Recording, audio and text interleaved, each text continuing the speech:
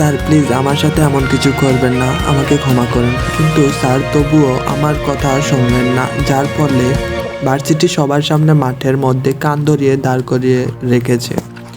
আমি ঘামে ঘেমে গেছি। আমার পাশে একটু দূরে দাঁড়িয়ে আছে এই ভার্সিটির ইংরেজি ডিপার্টমেন্টের প্রফেসর, যার দেওয়া শাস্তিস্বরূপ আমি গত 1 ঘন্টা যাবৎ কানে ধরে দাঁড়িয়ে আছি। সবাই দেখে হাসতেছে। এটা তো হাস্যকর ব্যাপার। লজ্জায় আমার কান্না চলে আসছে। এদিকে আমার মুখ লজ্জায় লাল হয়ে গেছে। এত স্যারের কোনো দয়া হচ্ছে না। সে ছায়ার মধ্যে হাতখানা পকেটে পুরে দাঁড়িয়ে আছে। এভাবে বেশ কিছু সময় থাকার পর উনি আমার সামনে আসলেন। এর শাস্তির পর আমি আশা করি তুমি আর জীবনে এমন কোনো কাজ করবে না যেটা আমার পছন্দ না। রাগে দুঃখে চুপচাপ দাঁড়িয়ে আছি, কোনো কথা বলছি না।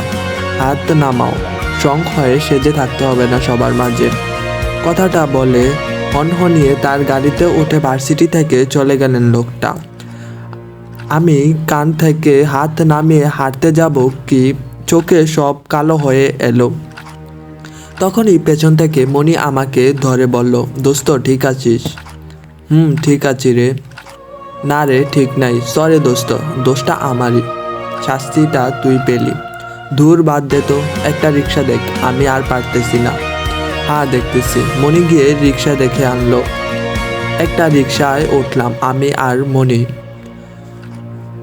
বাসার উদ্দেশ্যে রওনা হলাম। দোস্ত তোর খারাপ লাগতেছে? শরীর খারাপ লাগার থেকে মন খারাপটা বেশি লাগতেছে রে। দোস্ত সরি রে। দূর আর সরি বলিস না তো। ওই লোকটা তো সবসময় ধান্দায় থাকে আমাদের কিভাবে নিচু করে দেখাবে। বুঝি না স্যার এমন করে। সত্যি বলছিস? যদি বুঝতে পারতাম রে তাহলে তো হয়ে গেছিল। রিক্সা তার আপন গতিতে চলছে। আমি রিক্সার উপরে বসে আছি। মনিহা আমাকে ধরে রেখেছে যাতে আমি পড়ে না যাই, কারণ 2 ঘন্টা রোদে দাঁড়িয়ে থেকে অবস্থা খুব খারাপ। এবার আমাদের পরিচয় দে। আমি মানিহা মাহি। গল্পটি আমাদের দিয়েছেন মাহি আপু। গল্পটি আমি ফেসবুক থেকে সংগ্রহ করেছি, তো ফেসবুক থেকে যেভাবে পাচ্ছি আমি ওইভাবে পড়তেছি। এবার অনার্স পাস প্রথম বর্ষে ঢাকা বিশ্ববিদ্যালয়ের ছাত্রী আমি। বাবা মা আমরা সবাই মিলে ছোট্ট একটা সংসার আমাদের। বাবা অতটা উচ্চ বংশের স্থান থেকে মানুষ নয়, স্বল্প আয়ের সংসার আমাদের। মা গৃহিণী। যে আমাদের এতটা সময় রোদে দাঁড় করিয়ে রেখেছে সে হলো ঢাকা ইউনিভার্সিটি এর ইংরেজি ডিপার্টমেন্টের প্রফেসর। আমি ডিপার্টমেন্টের ইংরেজি ছাত্রী।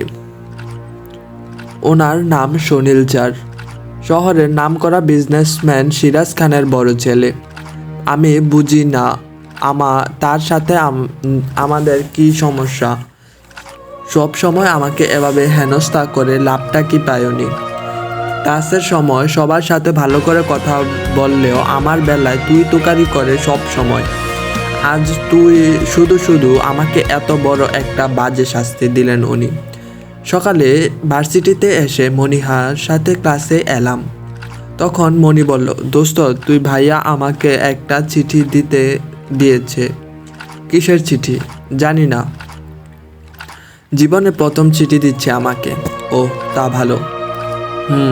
কিন্তু একটা সমস্যা হয়ে গেছে। কি সমস্যা? দাদা না আমাদের পাশের বিল্ডিংয়ে এসে উঠেছে আজকে। কেন, তোর দাদা কি এখানে কেন? জানি না, একটা দরকার নাকি। তুই প্লিজ চিঠিটা এনে দে। এখন? হ্যাঁ এখনই। ওকে সমস্যা নাই, ক্লাস শুরু হওয়ার তো আরও 10 মিনিট দেরি আছে, আমি নিয়ে আসছি। ওকে কথাটা বলে আমি বাইরে বের হলাম। বের হতেই দেখি ভাইয়া দাঁড়িয়ে আছে। আসসালামু আলাইকুম ভাইয়া। ওয়ালাইকুম। কেমন আছো আপু? আলহামদুলিল্লাহ ভালো। আপনি? আলহামদুলিল্লাহ। এই যে চিঠিটা দিন।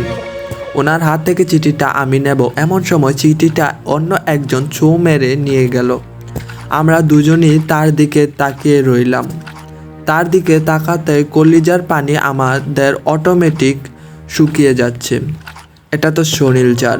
চিঠিটা উনি খুলে ফেললেন। আমি আর ভাইয়া পাথরের মতন তাকিয়ে আছি ওর দিকে। কি ব্যাপার ইমন, তুমি না ইতিহাস ডিপার্টমেন্ট? জি স্যার। তাহলে এই ডিপার্টমেন্টে কি করছো? স্যার আসলে বুঝতে চাচ্ছি না।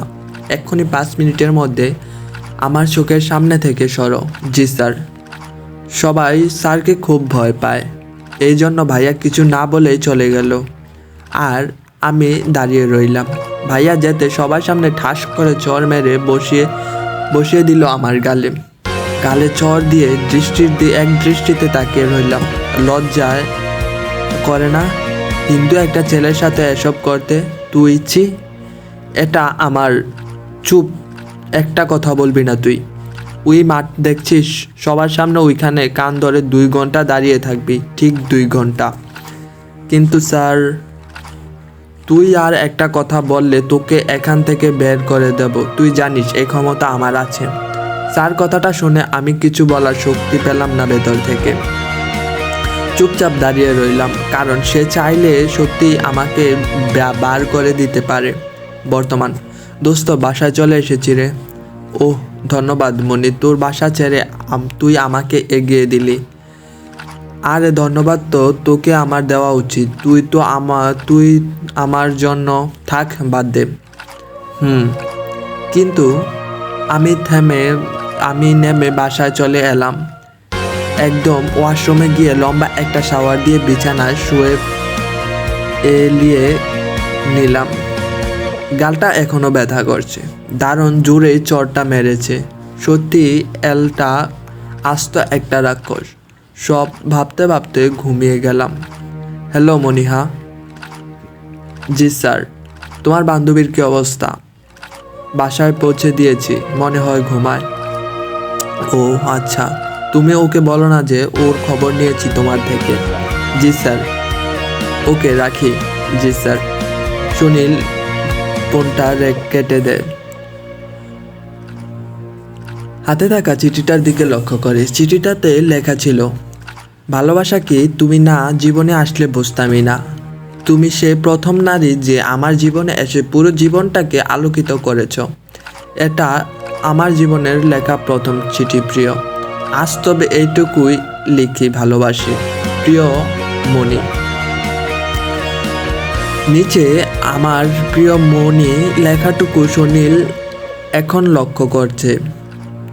আসলে ও চিঠির প্রথম 2 লাইন পরে এতটাই রেগে গিয়েছিল যে নিচের কিছু পড়েইনি। হায় আল্লাহ, মেয়েটাকে এত কঠিন শাস্তি দিলাম আমি, ঠিক করিনি এটা। এদিকে সন্ধ্যা হয়ে গেছে। মাহি এভাবে ঘুমে দেখে মাহির মা মাহিকে টেনে তোলে। মাহির শরীর খারাপ নাকি? না মা। তাহলে এভাবে ঘুমিয়ে আসিস কেন? এমনি। মা ডাকো নিজে।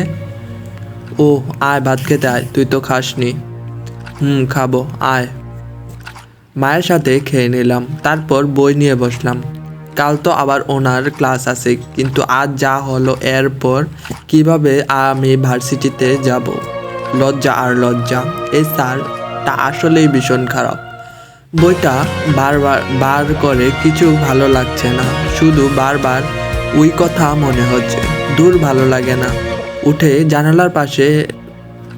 জানালাটা খুলে চুল আঁচড়াতে লাগলাম। তখনই হঠাৎ পেছন থেকে কিছু একটা শব্দ পেলাম।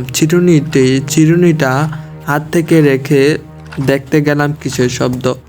তখনই হঠাৎ পেছন থেকে কেউ চলছে। স্যার। তো বন্ধুরা, আজ এইটুকুই।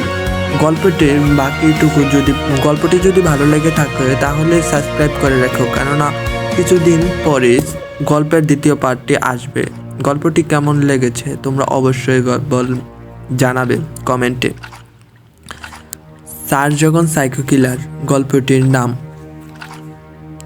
লিখেছেন সুনীল আজিম।